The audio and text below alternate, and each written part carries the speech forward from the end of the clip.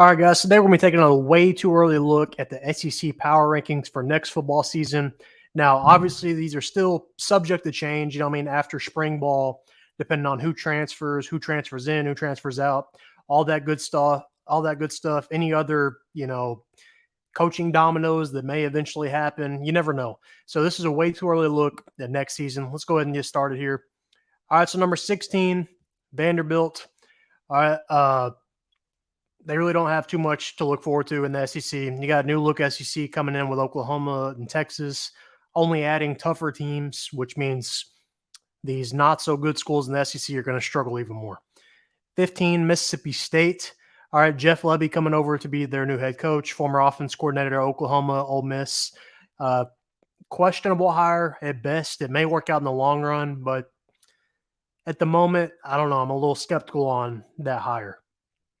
14, Arkansas. All right, Sam Pittman's probably his last year at Arkansas. Hasn't worked out too well.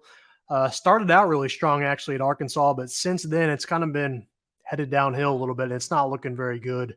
So Arkansas probably going to be kind of a rough year for Arkansas. All right, 13, South Carolina. Spencer Rattler is gone.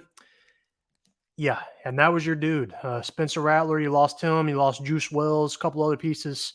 Now, I do supposedly have a new quarterback that's supposed to be really good, but I was big on Spencer Rattler. I think he's a legit quarterback, and South Carolina kind of fumbled the bag there, but Shane Beamer's done an okay job at South Carolina, so can he get it back on track? We'll see.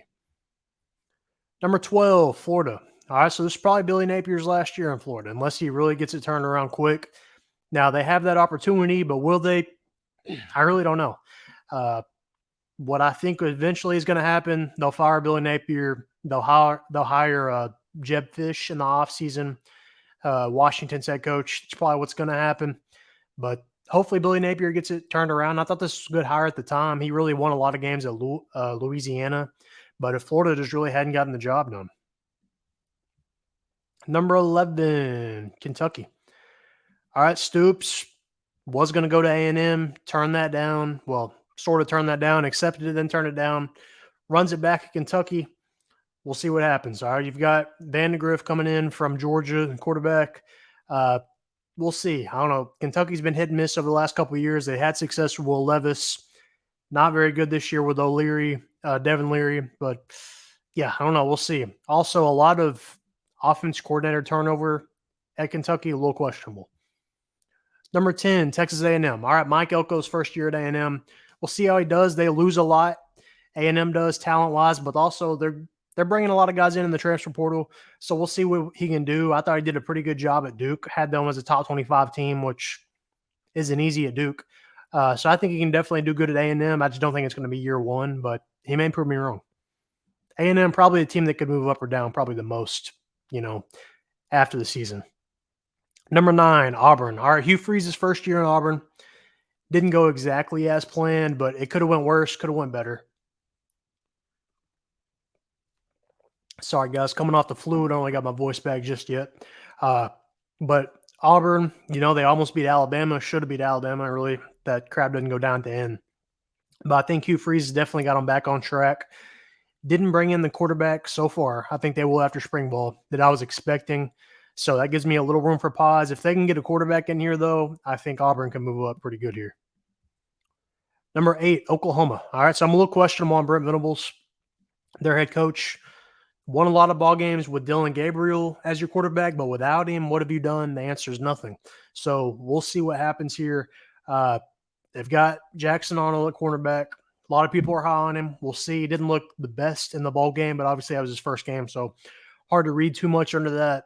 But you do lose, like I said, your best player in Dillon Gabriel. So I'm a little questionable on how good Oklahoma is going to be this year, especially now that they're in the tougher conference, the SEC. Number 7, Tennessee. All right, Josh Heupel. They're in some hot water right now. Tennessee kind of going at it with the NCAA. I don't know too much in detail about that other than everything you already know about that so far. I don't think that'll impact them at all in the long run here. But Tennessee, I think, will be good this season, better than they were this last year. I think Nico's a lot better than Joe Milton. I pushed for them to start Nico all year, but they kind of still started Joe Milton. But I thought Nico looked better in the bowl game than Joe Milton looked all year. Tennessee should be a top 25 team. Kind of probably not a realistic shot at the playoff, but maybe a slim chance. All right, so number 6. I would say 6 and up, everybody has a legitimate shot at making the playoff. LSU coming in number 6. All right, you've got Nussmeier quarterback. We'll see what happens. Brian Kelly has earned my respect, though. He's a multiple-time playoff coach. He can definitely make it. Now, were they very good under Heisman? Daniels, not very good this year. Kind of got pounded by Florida State week 1. I think they'll be okay, though. Have a somewhat favorable schedule. I think they could sneak it in the playoff, but we'll see. I'm going to need to see a little more from their quarterback, like I said, without Daniels before I dive full in on the Tigers. All right, so number 5. 5 and up, I think each one of these teams are going to be in the playoff, except for maybe one, but we'll get to that in a little bit. But number 5, Missouri, I think they'll be in the playoff no matter what.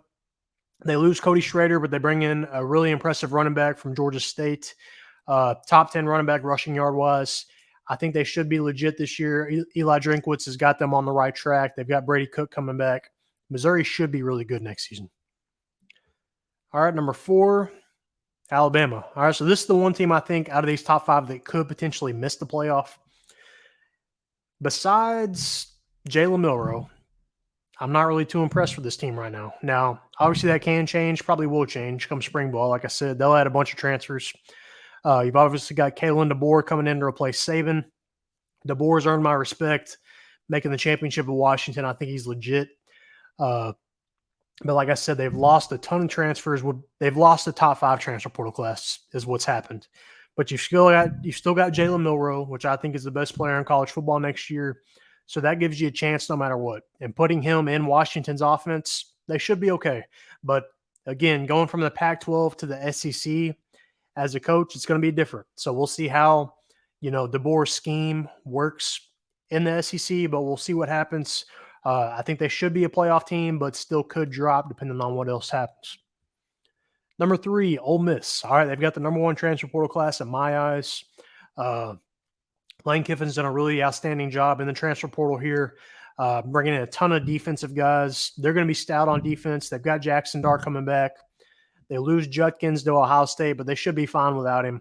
I think Ole Miss is going to be a playoff team next year. Lane Kiffin's best team he's had in Ole Miss yet. Number 2, Texas. All right, so number 1 and number 2 should be my top 3 teams in college football next year, preseason-wise. Texas, bring a ton back from last year, in particular Quinn Ewers. You've got him coming back. They've added some nice pieces receiver-wise in the transfer portal, tight end-wise. They've benefited from Alabama losing a bunch of guys. Steve Sarkisian, I think, will be fine with this offense, even though they lost some pieces, like I said, because you've brought in enough with the transfer portal that it shouldn't matter. All right, but number 1, Georgia. I think Georgia is your preseason number 1 team. Probably Ohio State could obviously make a run for that, but SEC-wise, Georgia's number 1. Now, they do have a tough schedule, probably the toughest schedule in college football. They have like 5 top 10 away games, if I remember correctly, looking at their schedule. So it's not going to be easy. I think they'll drop a game or 2 just because it's such a difficult schedule. How do you not? Because they also play Clemson and somebody else I can't think of right now. They have a tough schedule for sure. But good news is for them, with this new playoff format, you can lose 2 games and still make the playoff.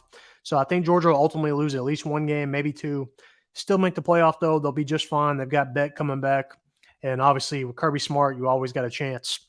So Georgia is number 1 in my SEC power rankings. But these are my power rankings way too early for next season. Let me know your thoughts down below. Who would you move up? Who would you move down? Or just let me know your rankings. Comment down below. Make sure to like this video. Most importantly, subscribe.